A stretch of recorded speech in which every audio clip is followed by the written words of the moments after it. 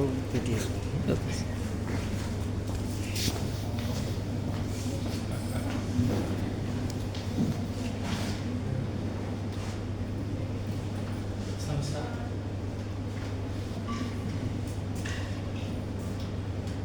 আমি ভাষা হারিয়ে গেছি, আমি মুগ্ধ হয়েছি।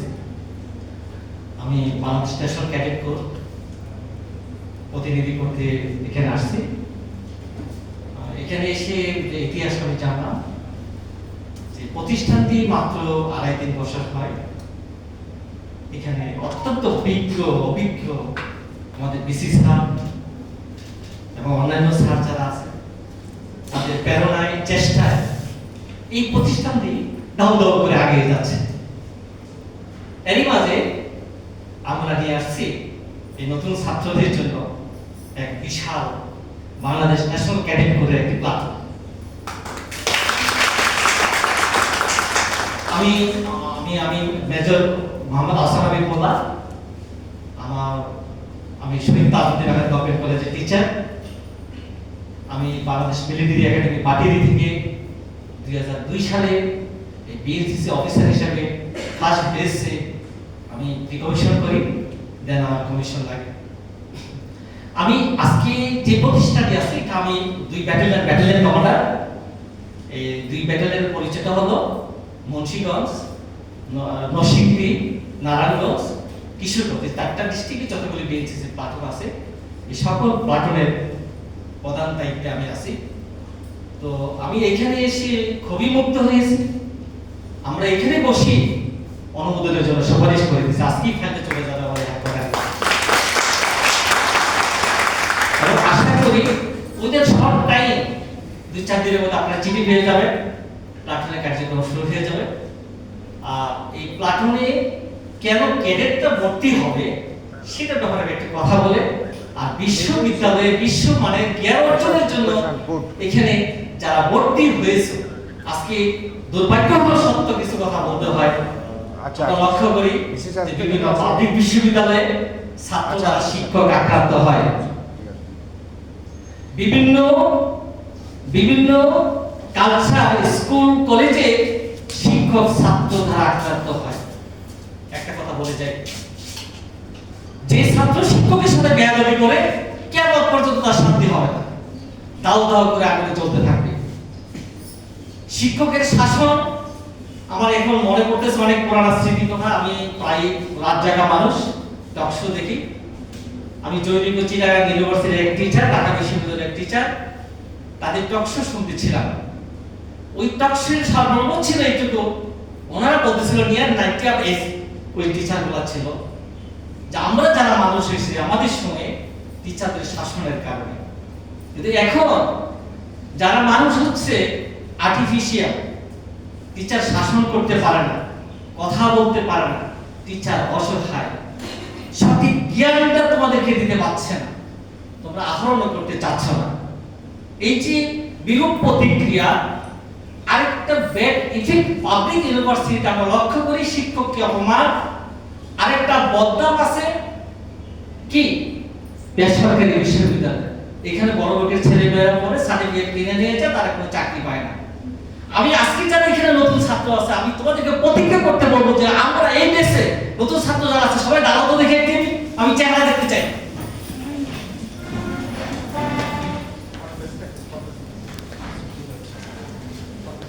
Sit down. Stand up. Sit down. Sir, তোমরা 4টা বছর যদি ধরে রাখতে পারো নিজেকে, আমি প্রত্যেকের বেলা আমি একটা প্রতিচ্ছবি দেখতে পাচ্ছি, সবাই বিসিএস অফিসার হবে। কে রাষ্ট্রের সর্বোচ্চ চাকরি করার ইচ্ছা আছে না তোমাদের? কি করতে হবে তোমাকে? টাকা পয়সা কিচ্ছু দরকার, আত্মনিয়োগ করো। আজকে বসে আত্মনিয়োগ করো, ইট ইজ পসিবল। অর্থ করে কিছুই লাগবে না, শুধু বিসিএস অফিসার আমরা শ্রেষ্ঠ চাকরি মনে করে বল। অসংখ্য কর্ম আছে, আমরা সেই কর্মের দিকে আমরা আগাইতে চাই না। প্রতিটা ছাত্র তোমরা একটা ইন্ডাস্ট্রি হবে, প্রতিটা ছাত্র একজন বিজ্ঞানী হবে, ইচ্ছাটি যথেষ্ট। আমি কথা বলবো, আমি শুধু প্রতিচ্ছবিটা দেখতে পাচ্ছি সেটা আমি বললাম যে আশা করি আমি হয়তো বা থাকবো না একদিন, আমার এই কথাটা যেন তোমরা মনে করো। আমি এখানে কথা বলার আমার কোনো যোগ্যতা নাই, এখানে আমার বিসি স্যার আছে, আমার আরেকজন মিলিটারি একাডেমি থেকে আমি স্যারের সাথে এখানে কথা বসাবে, উনি 86 এর বেস, আমি 86 এর বেস। স্যার কিন্তু মিলিটারি একাডেমি কোয়ালিফাইড।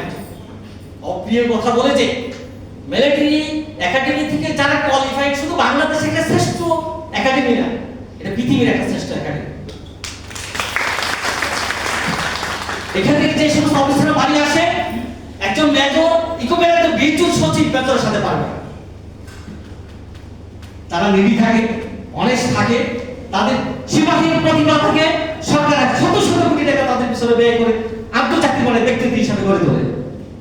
সেই একজন প্রতিভাবান মানুষ তোমাদের মাঝে আসে, তা আশা করি তোমরা তাদের কাছ থেকে, ওনাদের কাছ থেকে কিছু নিবা, নেওয়ার জন্য আসছে। আর যদি না নিতে পারো তাহলে ব্যর্থ জন্য। আমি কথা অন্যদিকে যাবো না, অনেক কথা বলবেন স্যার, বেয়াদবের ক্ষমা সুন্দর দৃষ্টিতে দেখবেন। বিএনসিসি তোমরা করবে, কেন করবে? আজকের যুগে রাষ্ট্র ধ্বংসের দ্বারপ্রান্তে চলে যাচ্ছে। রাষ্ট্রবিজ্ঞানের জনককে অ্যারিস্টটল, আমরা জানি অ্যারিস্টটলের উস্তাদ কে ছিল? প্লেটো। প্লেটোর উস্তাদ কে ছিল? সক্রেটিস। সক্রেটিসকে অন্যায়ভাবে হত্যা করা হয়। প্লেটো রাজনীতি করে না, একাডেমি খুললো, সারা পৃথিবীর জ্ঞানী গুণীরা সেই একাডেমিতে জ্ঞান অর্জন করবে, তাই না? এইখানে তো তোমার একটা একাডেমি মানে একটা বিশ্বমানের বিদ্যাপীঠ, সেখানে তোমরা জ্ঞান অর্জন করো।